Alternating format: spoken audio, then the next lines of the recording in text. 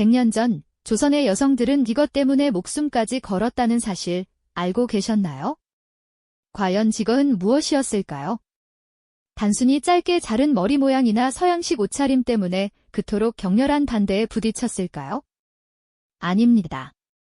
우리가 오늘날 너무나도 당연하게 누리고 있는 성적 주체성이라는 것은 실은 누군가의 피땀 어린 투쟁과 용기 있는 저항 끝에 비로소 얻어진 소중한 가치였을 겁니다. 지금 우리 사회를 가득 채우고 있는 다양한 성담론과 개인의 자유가 어떻게 뿌리내리고 발전해왔는지 궁금하지 않으신가요? 그 변화의 가장 치열한 최전선에 서서 시대를 앞서갔던 용감한 여성들의 이야기를 통해 우리는 현재를 더욱 깊이 이해하고 미래를 통찰할 수 있는 새로운 시각을 얻게 될 것입니다. 그들의 발자취를 따라가다 보면 우리의 오늘이 결코 우연히 주어진 것이 아님을 깨닫게 되실 겁니다. 시간을 거슬러 올라가 조선시대를 한번 그려볼까요? 당시 여성의 삶은 마치 견고한 담장으로 둘러싸인 작은 규방 안에 갇혀있는 듯 답답했을 겁니다. 유교의 가르침은 사회의 근간을 이루었고 특히 남성과 여성에게는 엄격하게 구분된 역할과 관념이 부여되었죠. 여성은 현모양처라는 이상적인 틀에 갇혀 오로지 집안을 돌보고 자녀를 양육하는 역할에만 충실해야 했습니다. 자신의 생각이나 욕망을 드러내는 것은 허용되지 않았고 개인의 자유는 저 멀리 희미한 그림자처럼 느껴졌을 거예요. 그 시절 여성에게 성은 개인적인 욕망이나 즐거움의 대상이 아니었습니다. 오로지 가문의 대를 잇기 위한 종족 번식의 수단으로만 여겨졌죠. 여성의 몸은 남성의 소유물처럼 취급되기도 했고 자신의 성에 대한 주체적인 목소리를 낼 기회조차 허락되지 않았습니다. 혹여라도 칠거지약 이 같은 가르침에 어긋나는 행동을 하면 가차없이 집에서 쫓겨날 수도 있었으니 그 억압의 무게는 상상 이상이었을 겁니다. 규방에 앉아 하루 종일 바느질을 하거나 집안일을 하는 것이 여성의 유일한 일상이었고 남성들이 모여 식사를 하는 상 뒤편에서 조용히 때를 기다려야 했던 모습은 당시 남존여비 사상의 단면을 여실히 보여줍니다. 글조차 배우기 어려웠던 그 시대에 여성의 삶은 그저 집안이라는 울타리 안에서만 존재해야 했던 것이죠.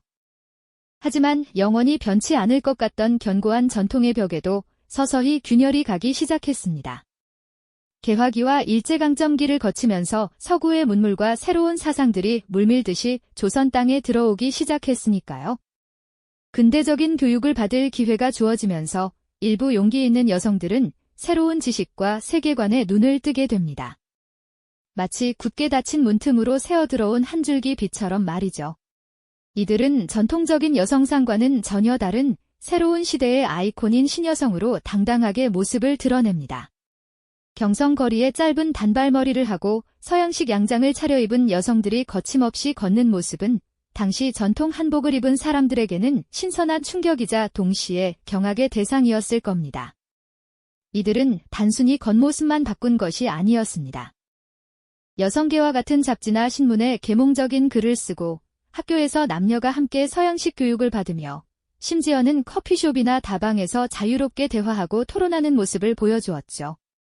이들은 정해진 길을 거부하고 스스로의 삶을 개척하려는 강렬한 의지를 세상에 보여주었습니다. 전통적인 성관념과 여성의 역할에 정면으로 도전하기 시작한 것입니다. 새로운 시대의 꽃처럼 피어난 이들의 등장은 조선 사회의 거대한 변화의 물결을 예고하고 있었던 것이죠. 하지만 이 새로운 물결은 그리 쉽게 순응할 수 있는 성질의 것이 아니었죠. 정해진 길을 거부하고 스스로의 삶을 개척하려던 신여성들의 강렬한 의지는 동시에 견고했던 전통사회에 거대한 파열음을 일으켰습니다. 그들이 보여준 파격적인 모습과 사상은 신선함을 넘어선 충격으로 다가왔고 곧이어 거센 비난과 오해의 칼날이 되어 그들을 향했으니까요.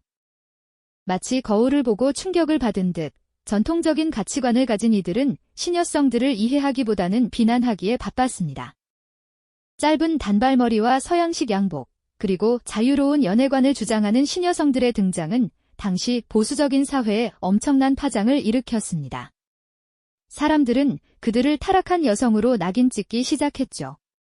신문 사설이나 풍자화에서는 신여성들을 비판적이거나 심지어는 희화화된 모습으로 그려내며 조롱했습니다.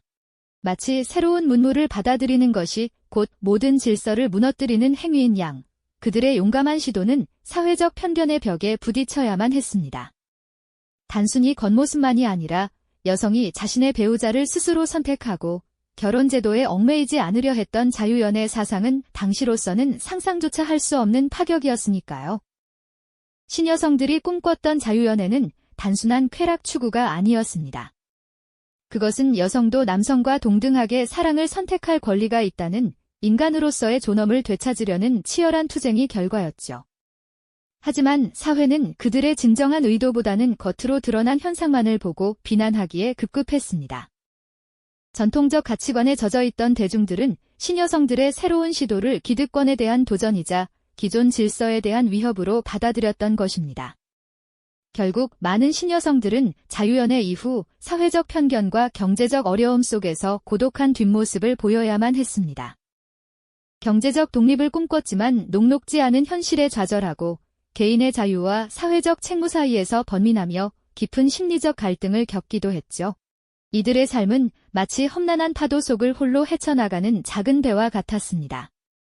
전통이라는 거대한 암초와 사회적 비난이라는 거친 풍랑 속에서 자신의 신념을 굽히지 않고 새로운 삶을 개척하려 했던 그들의 용기는 때로는 처절한 고뇌로 이어졌습니다.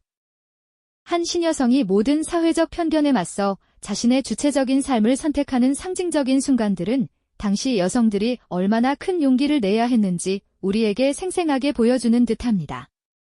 그들은 성생활의 자유나 개인의 주체성이 단순한 개인의 욕망 추구가 아니라 사회가 개인에게 부여하는 억압적인 역할에 맞서 인간으로서의 존엄을 되찾으려는 치열한 투쟁의 결과물이었음을 온몸으로 증명해 보였으니까요. 비록 신여성 운동이 당대의 완벽한 성공을 거두지는 못했습니다. 어쩌면 그들의 이상은 너무나도 시대를 앞서갔기에 현실의 벽에 부딪혀 좌절하는 순간도 많았을 겁니다. 하지만 그들의 용기 있는 발자취는 결코 헛되지 않았습니다. 여성 스스로의 자의식을 고취시키고 사회적인 역할을 확장하는 데 결정적인 기여를 했으니까요. 이들은 마치 단단한 땅에 뿌려진 작은 씨앗처럼 현대 한국 사회의 성담론 변화에 중요한 씨앗을 뿌렸습니다. 그 씨앗들이 자라나 오늘날 우리가 당연하게 여기는 여성의 지위와 성적 주체성의 바탕이 된 것이죠.